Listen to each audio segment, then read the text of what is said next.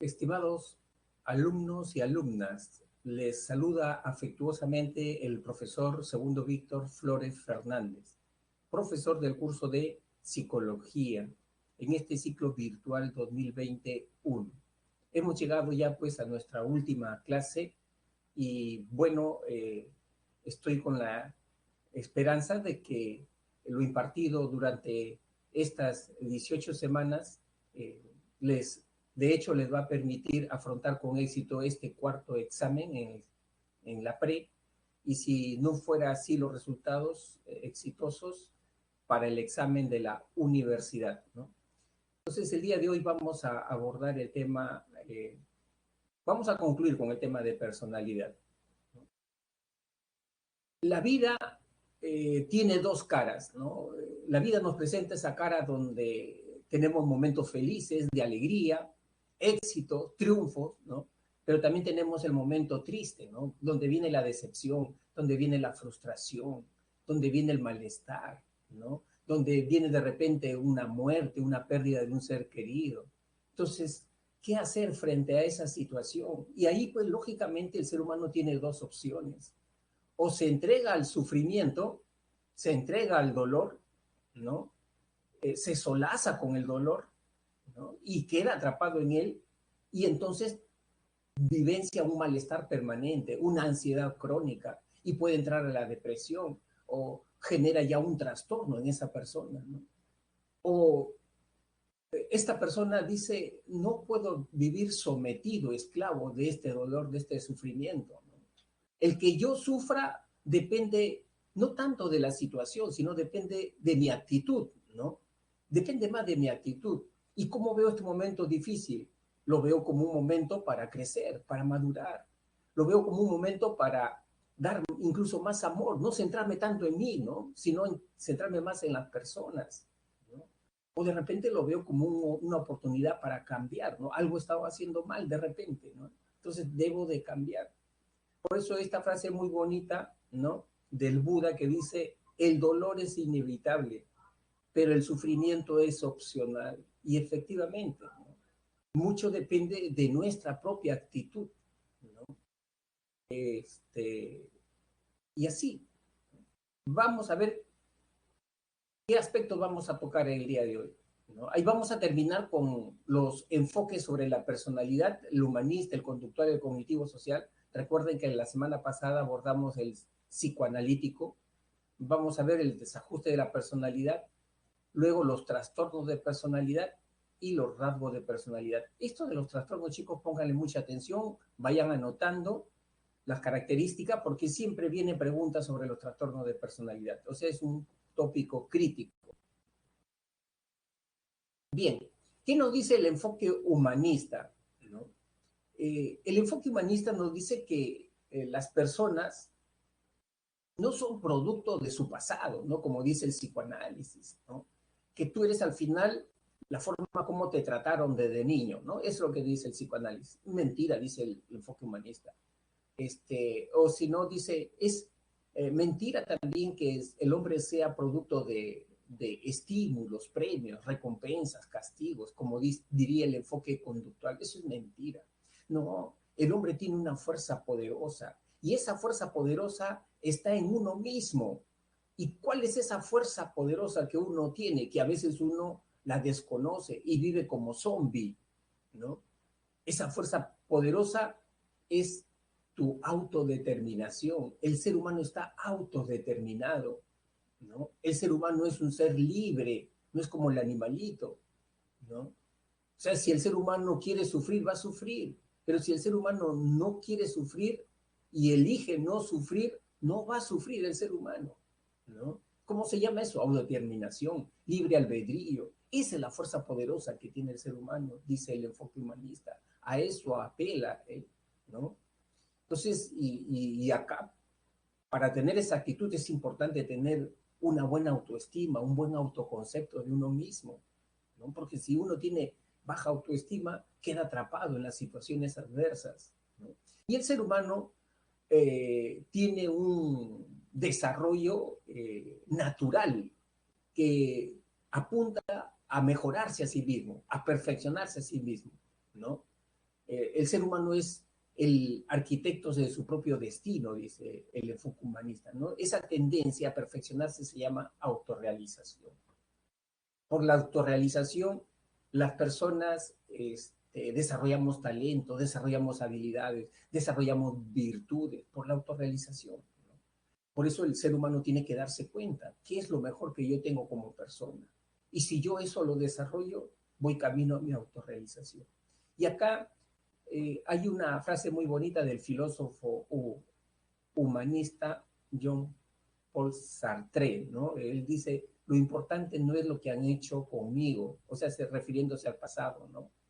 Sino lo que yo hago con lo que han hecho conmigo, ¿no? Miren, ahí está la diferencia, ¿no? O sea, es la esencia del enfoque humanista, la esencia, la actitud. Otra teoría humanista es la de Abraham Maslow, ¿no?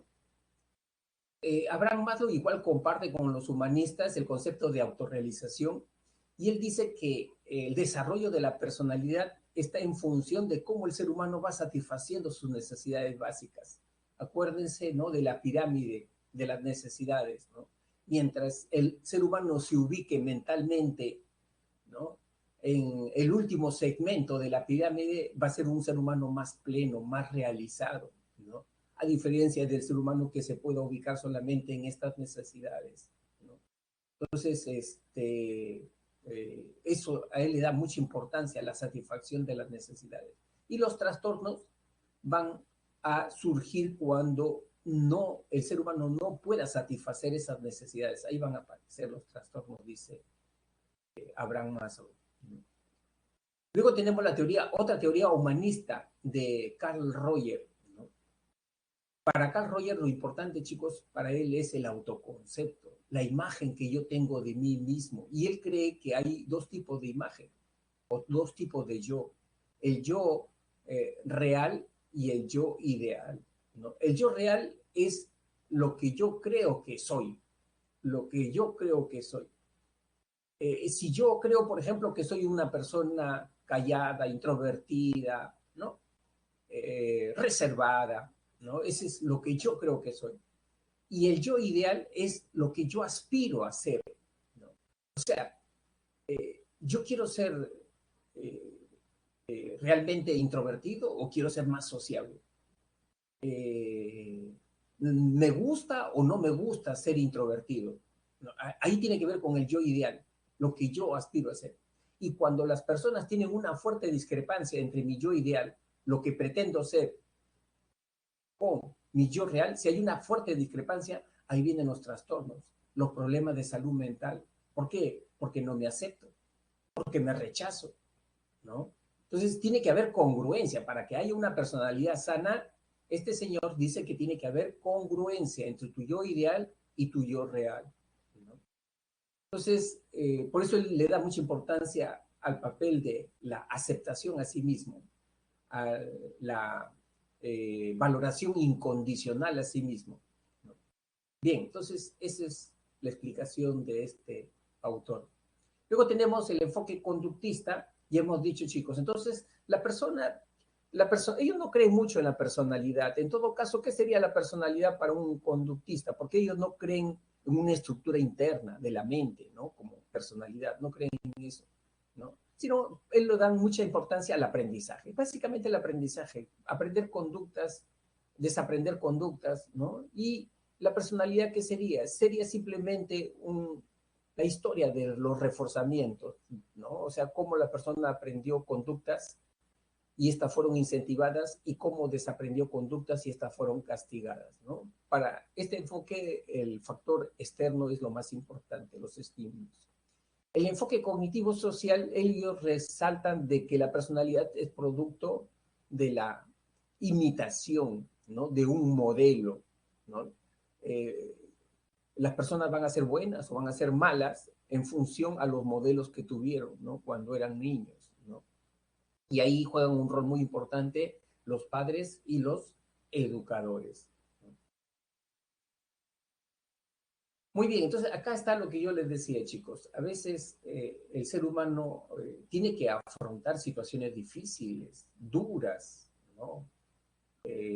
complejas en la vida, ¿no? Se muere un familiar, ¿cómo reaccionamos a eso? ¿No? Padecemos de una enfermedad crónica, ¿cómo reaccionamos a eso? ¿No? Estamos detrás de un objetivo importante en nuestra vida y no lo logramos, pese al esfuerzo que hacemos, ¿no? Nos decepcionamos, nos frustramos. ¿Cómo reaccionamos a eso? Es decir, ¿cómo reaccionamos frente al malestar? ¿Cómo reaccionamos frente a la tensión? Entonces, ahí qué cosa se presenta? Se presenta un desajuste. Sin embargo, cuando una persona tiene un desajuste, no significa que eso ya es algo patológico, eso es trastorno. No, no, no, no, no, no. El desajuste está en el límite entre lo normal y lo anormal, ¿no? Está ahí en el límite. Te doy un ejemplo. Si se muere un familiar querido, es normal que esa persona sienta tristeza, sienta melancolía, y lo sienta 3 meses, 6 meses. Eso es normal. No por eso vamos a decir esa persona ya tiene un trastorno. Mentira. Ese es el proceso de duelo normal. ¿Qué hay ahí? Un desajuste. Simplemente hay un desajuste. Se acerca el examen, ¿no? Para el alumno es un momento de tensión. Y más si de repente ese alumno está en el cuadro. Y depende si ingresa o no ingresa en este último examen. ¿Qué cosa siente ese alumno? ¿No? Estrés, tensión. ¿No? ¿Eso es patológico? No es patológico. Se da un desajuste. Por eso dice, desajuste es un desequilibrio, ¿no? En la respuesta a la tensión. ¿Y qué tipo de respuestas aparecen? Estrés, frustración, ansiedad, amargura, etcétera, ¿no? Quien estudió el estrés inicialmente fue este médico, este fisiólogo, Hans Selye, ¿no? ¿Y qué es el estrés? El estrés simplemente es tensión, chicos, ¿no? Es tensión, ¿no? ¿Y cuándo se produce esa tensión? La tensión se produce cuando las exigencias y las demandas sobrepasan los niveles de los recursos con los que tenemos nosotros para enfrentarnos a esas amenazas, ¿no? Ejemplo de estrés. Se acerca el cuarto examen, ¿no? Y este alumno de repente no estudió tan bien, con ahínco, con intensidad, ¿no? Y ya la última semana quiere aprenderse todos los temas que no estudió durante el mes, ¿no? ¿Qué cosa se está presentando ahí? Una sobrecarga de exigencia. Entonces, lógicamente, naturalmente, ese alumno tiene que sentir estrés, tensión. ¿Por qué? Porque las exigencias de la situación son superiores a los recursos con los que él tiene para enfrentarse a esa situación, ¿no? Y se va a producir el estrés. Muy bien. Ahora, pero hay dos tipos de estrés. Generalmente cuando nosotros escuchamos estrés, vamos a quitar nuestra cámara para dedicarnos solamente a explicar la clase. Cuando nosotros escuchamos estrés, generalmente lo asociamos a algo negativo, ¿no? Lo asociamos generalmente al malestar, ¿no? Lo asociamos generalmente a la ansiedad, ¿no?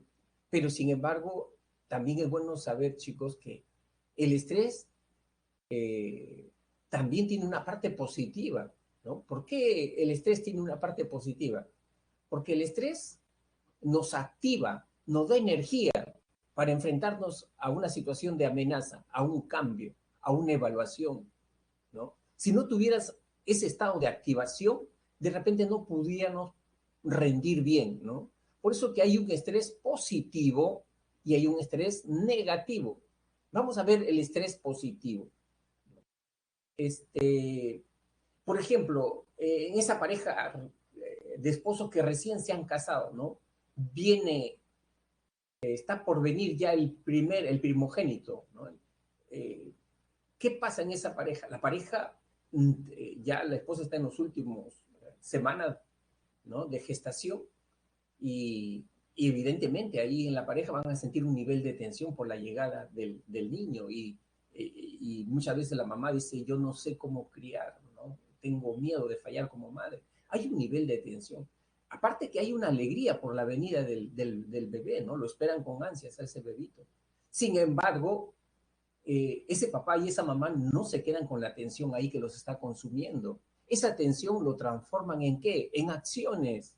¿Qué cosas están arreglando ya? No, la ropita, el ajuar de ese bebito, cómo lo van a vestir, la tinita, todo, cómo lo van a atender, ¿no? Su cunita, dónde lo van a colocar. Ya se están enfocando en resolver los problemas que le va a generar la caída del bebé.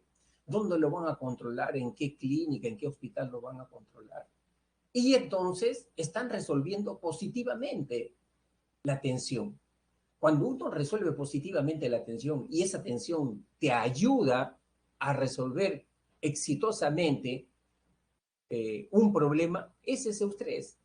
A eso llamamos eustrés. Eh, no sé si ustedes se han dado cuenta, chicos, hay algunos alumnos que cuando se enfrentan al examen no son como muchos de nosotros de repente que empiezan por preguntas fáciles. No, algunos de los alumnos empiezan por las preguntas más complicadas, más difíciles, porque eso los motiva, los incentiva y rinden mejor. ¿Qué cosa está experimentando esas personas? Eustrés, el buen estrés, el buen estrés, ¿no? En cambio, el distrés sí, ya, pues es el estrés negativo, ¿no? Ese es el estrés que cuando yo siento tensión, siento malestar, mi tensión, mi malestar me bloquea la mente, mi mente se pone en blanco, no hilvano mis pensamientos. Eh, eh, ¿Qué más también me da? Me da de repente un nivel de ansiedad, ¿no? Todo lo veo pesimista, negativo, ¿no? Ya, eso es distrés, ¿no? Eso es distrés. Por eso que se ha estudiado la relación, miren chicos, en las dos variables, ¿no? Y eso se ha hecho estudios y han encontrado estos resultados. En este eje tenemos los niveles de estrés, de tensión, de ansiedad, de tensión acá, ¿no? Ustedes deben saber que la tensión, el estrés, la ansiedad, ¿qué cosa es? Activación. Cuando yo tengo tensión, ¿qué pasa en mi cuerpo? Mi cuerpo se activa, se energiza, se carga de energía, mis músculos se ponen duros, tensos, ¿no? Mi corazón comienza a palpitar, bombear sangre para ponerme en una situación de defensiva, ¿no? De expectativa, de alerta. Ese es el estrés. Así se pone mi cuerpo, ¿no? Han estudiado esa variable, el nivel de estrés, pero también han estudiado la variable de rendimiento. ¿Y qué han encontrado? Han encontrado que cuando los niveles de estrés son bajos, miren, ve, esto es bajo, ve, por acá está el estrés, son bajos, el rendimiento también es bajo, ¿no? Entonces la persona, frente a un trabajo, frente al examen, ¿qué muestra? Apatía, desgano, desmotivación, porque no tiene tensión, pues, no está activado, no está activado, ¿no? Sin embargo, si los niveles de tensión comienzan a aumentar, ya están aumentando, mira, ¿no? Y el rendimiento, una vez que está aumentando los niveles de tensión, o sea, yo ya me preocupo, ¿no? Por mi examen. Entonces, ¿qué comienza a hacer?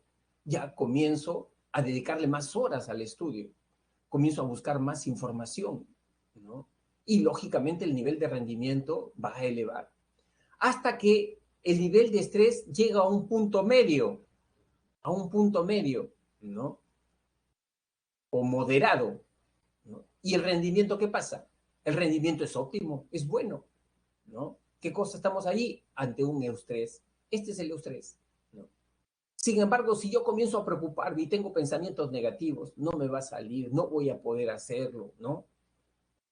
Me van a hacer preguntas difíciles, complicadas, ¿no? ¿Qué dirán en mi casa, mi familia? ¿Cómo me van a tratar? O sea, ya comienzo a tensionarme más innecesariamente. Entonces, el estrés aumenta y ¿qué va a pasar con el rendimiento? El rendimiento comienza a bajar, ¿no? Y las personas comienzan a sentir qué cosa, bloqueos, perturbaciones. Hay personas que incluso sufren de colapso nerviosos, les da hasta fiebre por el estrés, los tumba en la cama, ¿no? Por el estrés, les quita energía ya, o sea, ya están colapsadas esas personas, ¿no? Ya no piensan ya, ¿no? Por el excesivo, por la excesiva tensión. Y aquí ya estamos en un caso de distrés. Por eso, ¿cuál es la recomendación, chicos? La recomendación frente a estos hallazgos, haz tú como las cuerdas de una guitarra, igualito. Maneja tu tensión como las cuerdas de una guitarra. Si tú tienes una guitarra, ¿no? Con unas cuerdas muy flojas, estás acá, ¿no? O sea, te entra la apatía, la cuerda. Pero si tú te vas al extremo y tratas de tensar esas cuerdas de esa guitarra, las tensas y comienzas a tocar de esa manera esas cuerdas, que vas a producir chirridos, vas a romper las cuerdas. Ese es el distrés. Entonces tú tienes que lograr tener esas cuerdas de tu tensión, ¿no? A un nivel moderado, moderado, para que produzca buenos ritmos, buena melodía, si tú también produzcas, ¿no? Un buen rendimiento. Ese es el eustrés, ¿ya? ¿Cuáles son las condiciones que generan estrés? Ahí tenemos tres condiciones: estresantes biofísicas, laborales y psicológicas. ¿Sabes cuáles son los biofísicos? El mismo, fíjate en el mismo nombre, ¿no? O sea, son condiciones ambientales que atentan contra la homeostasis del organismo, contra la integridad corporal del organismo. Van directamente allí, ¿no? Al cuerpo, a su fisiología. Ruidos altos, estresante biofísico, ¿no? Vivir al costado de una discoteca, ¿no? El ruido ahí todos los fines de semana, ¿no? Estoy estudiando y estos vendedores por la calle que están con sus parlantes altos, ¿no? También igual, ¿no? Estresantes biofísicos. Hemos puesto uno a la calor excesiva. O sea, el cuerpo ser sometidos a temperaturas altas o temperaturas muy bajas. Esos son estresantes biofísicos, ¿no? Otro, la enfermedad. Mira, cuando uno nomás tiene una simple gripe, ¿cómo sientes tu cuerpo? Con un malestar enorme. Ese es estresante biofísico. Estresante laboral, ya, condiciones de trabajo, carga laboral, por ejemplo, ¿no? Carga laboral es un estresante, precariedad en el trabajo, no tener estabilidad laboral, trabajar 3 meses, no saber si en el cuarto mes te van a seguir contratando. Esos son estresantes laborales. Trabajar no solamente 8 horas, sino 14, 16 horas diarias. Eso es un estresante laboral.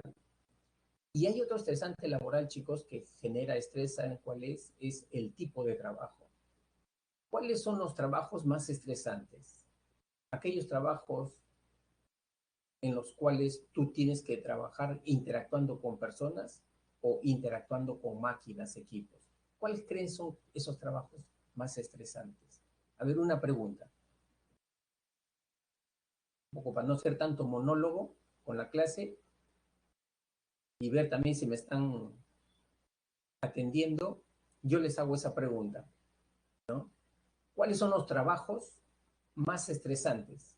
Aquellos donde tienes que interactuar con público, con personas, o donde tú estás trabajando con máquinas, herramientas, equipos. A ver, ¿qué te parece a ti? Ítalo, máquinas, para Ítalo, mira, máquinas, le estresan trabajar con máquinas, herramientas. Renzo, interactuar con personas. Carla Bautista, máquina, mira, Carla, te estresa más trabajar con máquinas que con personas. Debe ser recontra sociable. Joshua, Arevalo, personas, si no son cooperativas, ¿no? Jesse por dos, dice, ¿no? Miren, chicos, se ha evidenciado que los trabajos más estresantes son los trabajos con personas, cuando tú tienes que interactuar con personas. Las personas te desgastan más. Las personas así no te hablen con una mirada, ¿no? Una mirada sarcástica, burlona, ya te desgasta emocionalmente, ¿no?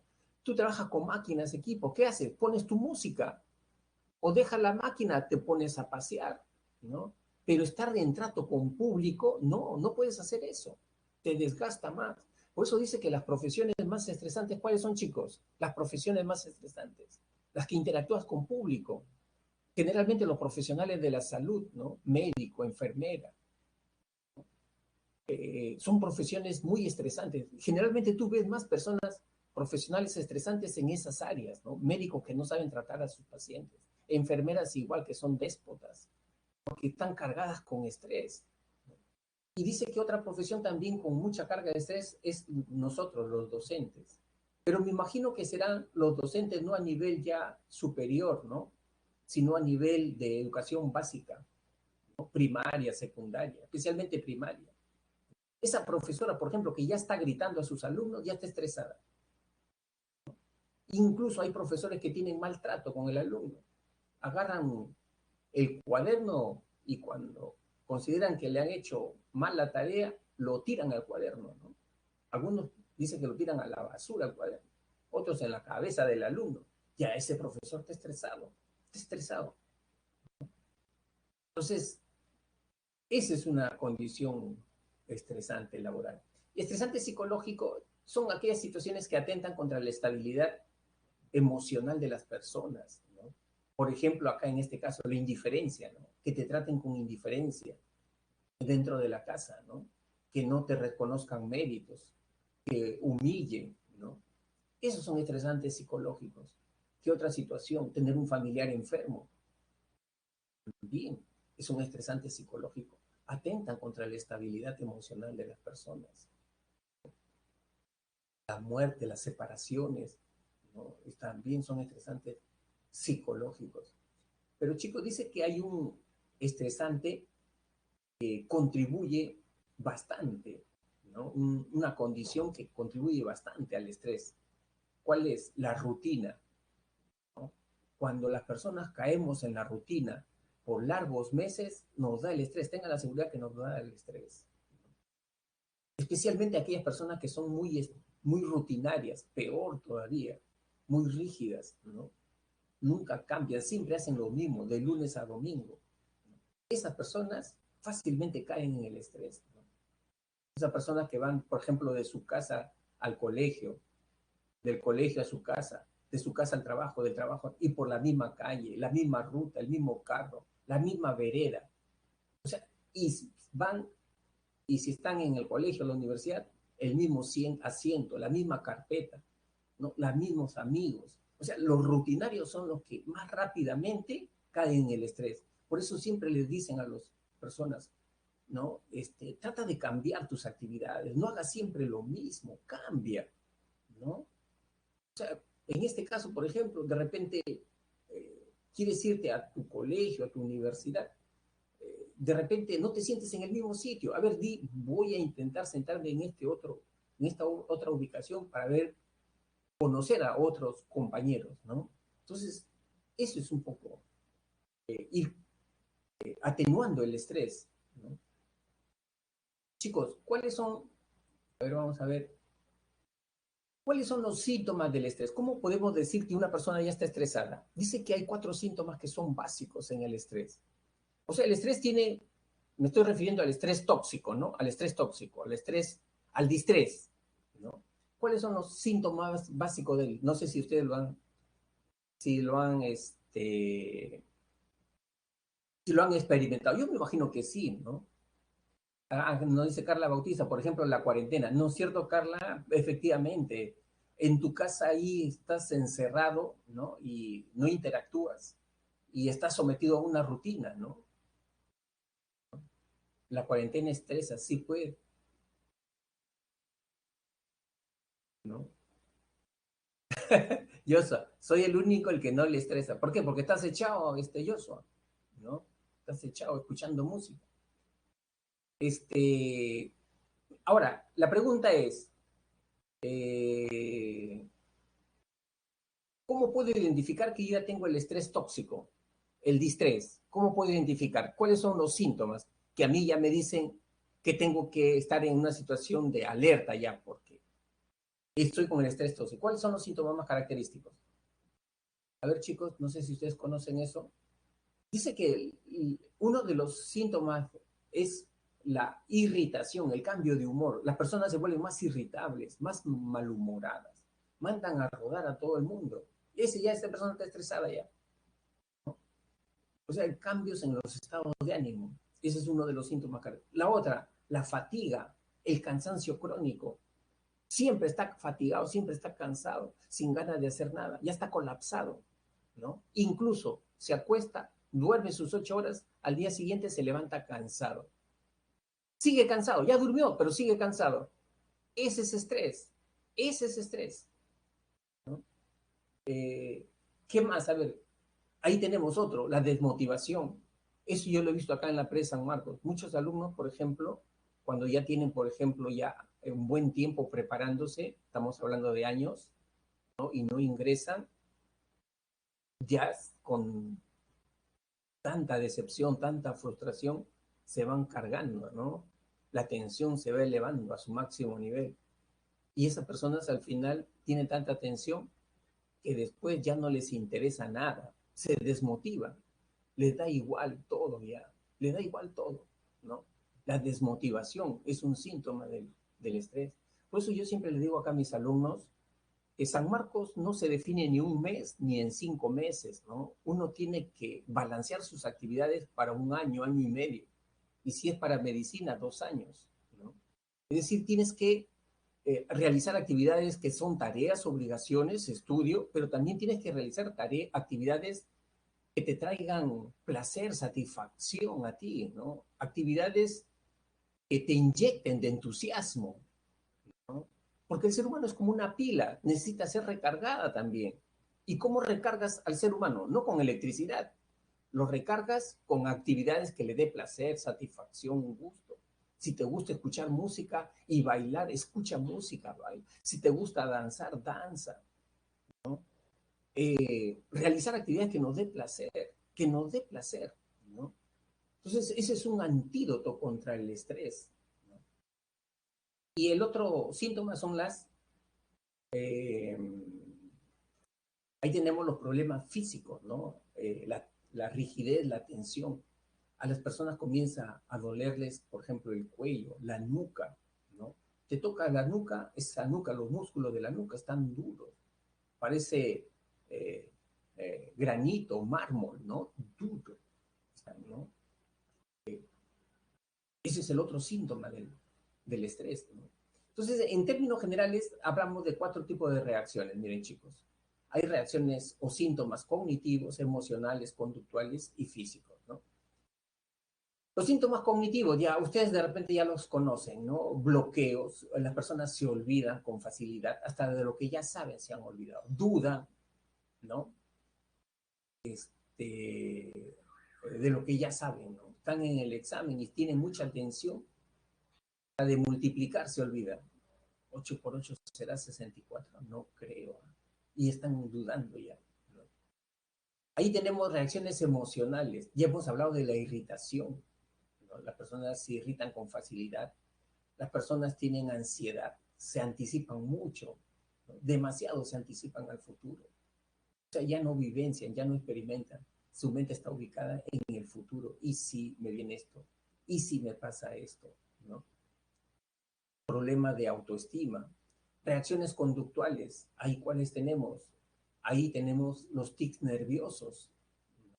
Cuando una persona carga mucha tensión en su cuerpo, dice que sabiamente el cuerpo las libera. ¿Cómo? Como tics nerviosos. ¿Cuáles son esos tics nerviosos? Esos movimientos repetitivos que tenemos, ¿no? Algunos se muerden las uñas, otros mueven la pierna, ¿no? Otros se cogen algún segmento de su cuerpo, se cogen la barbilla, las orejas, la nariz, constantemente, ¿no? Su tic nervioso. A otro le da por comer. Es decir, siempre ahí están en casa, se están llevando algo a la boca ya, ¿no? Es como un tic nervioso. Están llevando algo a la boca. Este, reacciones físicas, ya hemos dicho. Acá aparecen, chicos, por las tensiones, aparecen las enfermedades psicosomáticas. No sé si ustedes han escuchado hablar de las enfermedades psicosomáticas. O sea, son enfermedades del cuerpo, pero que tienen un origen psicológico. ¿Por qué? Porque son causados por conflictos emocionales, ¿no? Por problemas personales, familiares no resueltos. Y entonces la persona comienza a sufrir de qué? De taquicardias. La persona comienza a sufrir de qué? ¿No? De gastritis. Comienza a tener gastritis, ¿no? Y comienza a tener problemas dermatológicos también, ¿no? Por la tensión. Se incrementa de repente el acné, ¿no? O la cefalea, los dolores de cabeza. Entonces, eso acarrea, ¿no? La tensión que no es gestionada, que no es adecuadamente manejada. Ya le hemos dicho, chicos, lo importante es siempre hacer un balance de nuestras actividades. O sea, no obsesionarnos solamente con tareas, obligaciones, responsabilidades, ¿no? Eso lo puedes hacer, sí, pero en una semana, máximo un mes, pero por tiempos prolongados y olvidándote de del otro lado también que tiene la vida, ¿no? De provocarte satisfacciones, gozo, placer, ¿no? Y eso depende ya de ti, qué significa gozo, placer, conversar con tus amigos, mantener el vínculo, cultivar un hobby, ¿no? Entonces tienes que proveerte tú mismo de ese tipo de actividades. Eso es inyectarte de energía, ¿no? Bien, ahora viene el concepto de resiliencia. Resiliencia es, chicos, la capacidad para enfrentarte a la adversidad, ¿no? Y salir exitoso de esa situación, ¿no? Acá hemos puesto como un ejemplo de comportamiento resiliente a este motivador, ¿no? Eh, que es Nick Vujicic, ¿no? Es una persona que no tiene las extremidades, sin embargo, él no cayó en la depresión, no se suicidó, ¿no? Con una situación tan adversa, tan dura para él. Y se ha dedicado a motivar a otras personas. Cuando tú lo ves, ¿no? Tú dices, caramba, mira, esta persona no tiene sus extremidades, ¿no? Y yo que tengo las cuatro extremidades, me estoy autocompadeciendo de mí mismo, ¿no? Esta persona que no tiene extremidades, nada, hasta nada, y yo que tengo brazos, piernas, no sé ni nadar. O sea, el problema no es los hechos que te están ocurriendo, el problema es tu actitud, qué actitud tienes frente a esos hechos. Ese es tu problema, ¿no? Y tienes que sacudirte sobre eso, ¿no? Entonces, cuando uno eh, se enfrenta a esas situaciones adversas, ¿no? Y cambia su actitud y la supera, entonces está teniendo un comportamiento resiliente, ¿no? Incluso hasta familia tiene, mira, hasta familia. Bien, seguimos. Luego tenemos los trastornos de personalidad. ¿Qué es un trastorno de personalidad? Ya este es un comportamiento crónico ya, que tiene que ver con un comportamiento desadaptativo, rígido, inflexible. Y este comportamiento trae problemas, ¿no? Es decir, ya todo el mundo lo conoce a esa persona como que es media rara, algunos lo llaman raro, tiene un comportamiento raro, no es normal su comportamiento, ¿no? Pero no está loco, no tiene psicosis, eso no. Es una persona que trabaja, estudia, pero tiene un comportamiento extraño, raro, ¿no? Y a todo el mundo lo señala como un comportamiento raro, ¿no? ¿Y por qué? Porque tiene alteraciones. ¿En dónde? En su pensamiento. A veces tiene delirios, delirio de grandeza, ¿no? Delirio de grandeza. Este, problemas en la afectividad, de repente baja autoestima, ¿no? Funcionamiento interpersonal. De repente es una persona que se retira frente a los demás, no interactúa con ellos, ¿no? Se aísla totalmente, ¿no? O es una persona muy impulsiva. Entonces, hay problemas en su comportamiento. Y ese patrón de comportamiento, ¿qué cosa genera? Genera malestar subjetivo. Hay un malestar en las personas, ¿no? Y lógicamente le va a generar problemas en sus estudios, en su trabajo, ¿no? Porque hay un deterioro funcional, ¿no? ¿Cuáles son los principales trastornos de personalidad? Acuérdate que el trastorno de personalidad solamente se presenta en personas maduras, mayores de 20 años. No podemos hablar de trastorno de personalidad, ¿no? En individuos de 17, 16 años. Su personalidad ahí todavía está en formación.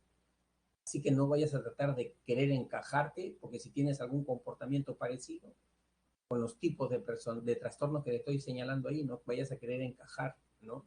Porque no es así. Esto ya es en personas adultas. Tu personalidad recién está en formación. ¿Quién es una personalidad paranoide? Un paranoide es aquella persona desconfiada, excesivamente desconfiada. Esa persona que creen que los demás, ¿no? Se quieren aprovechar de él, ¿no? Que están tramando algo contra él. Es un paranoide, ¿no? ¿Quiénes son paranoides típicos? Los celosos extremos, los que padecen de celotipia. Estas personas que a su pobre pareja le piden un reporte diario de sus actividades. ¿Qué estás haciendo? ¿No? ¿Con quién estás? ¿No? Dame tu celular para revisarlo. ¿No? Es celoso extremo ya, ¿no? Ese es paranoide.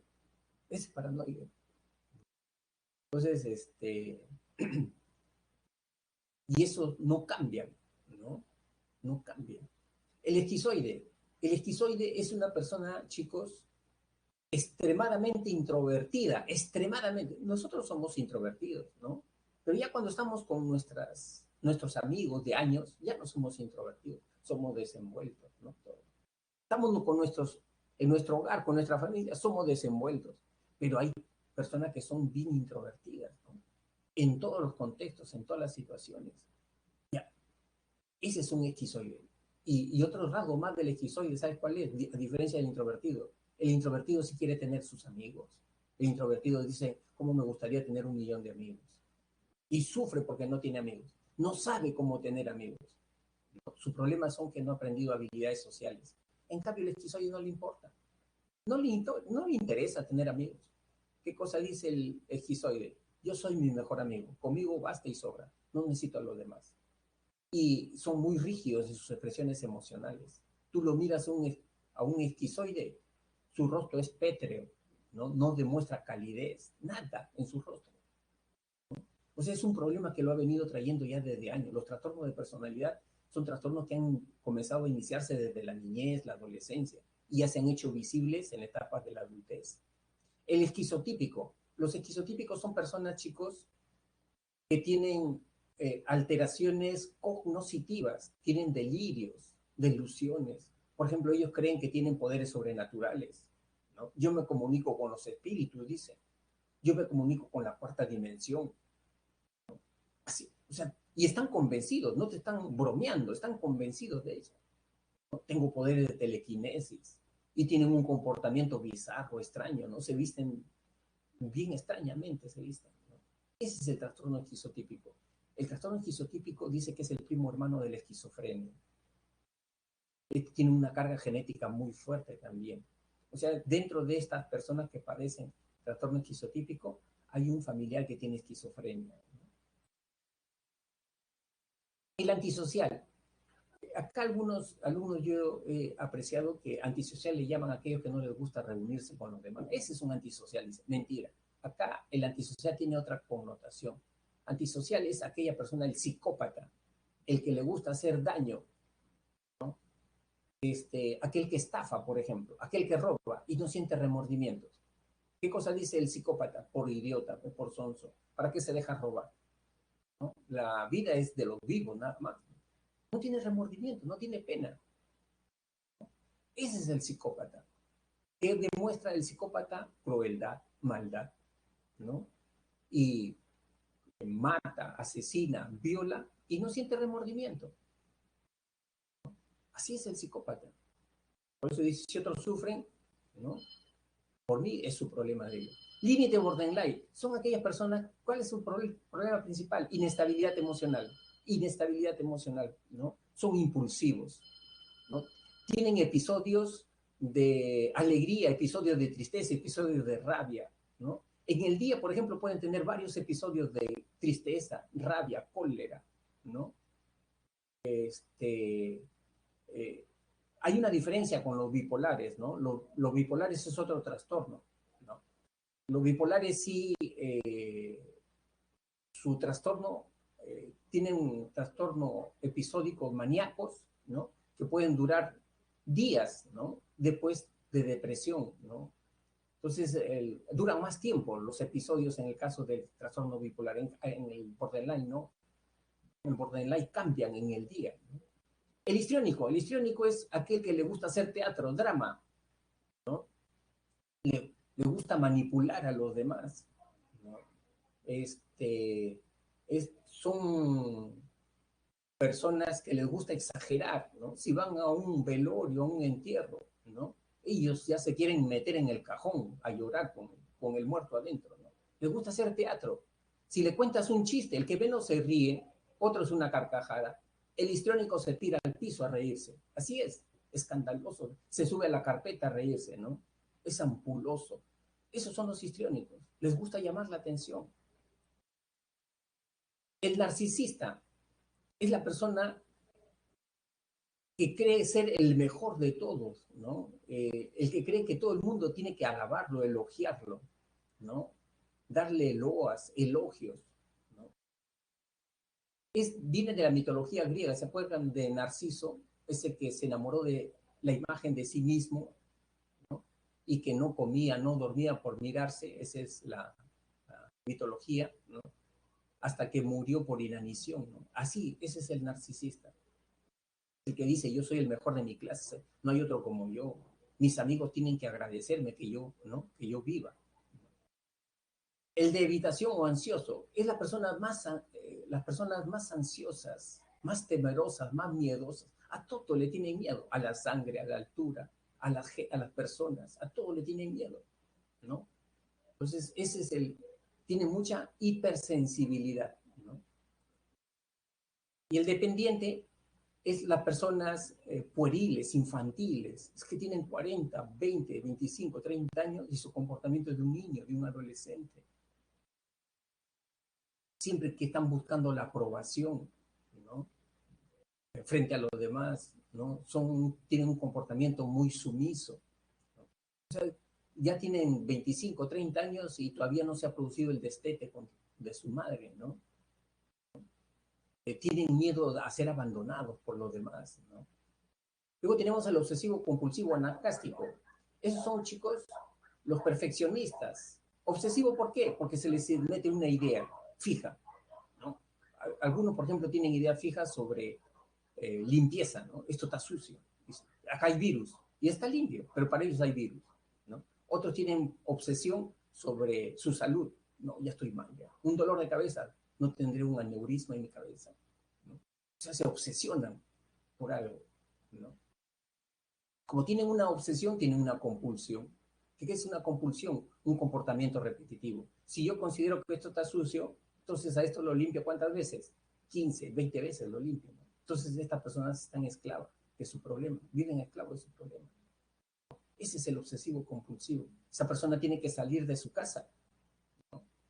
Cierra la puerta principal, está a mitad de cuadra en la calle, le asalta la obsesión. ¿Haber cerrado bien la puerta? Creo que le he cerrado. Regresa nuevamente, chequea que está cerrada. Para una persona normal, con una vez que ha chequeado, suficiente. Sin embargo, el obsesivo compulsivo no es así. Nuevamente, ya está caminando y otra vez le asalta la obsesión.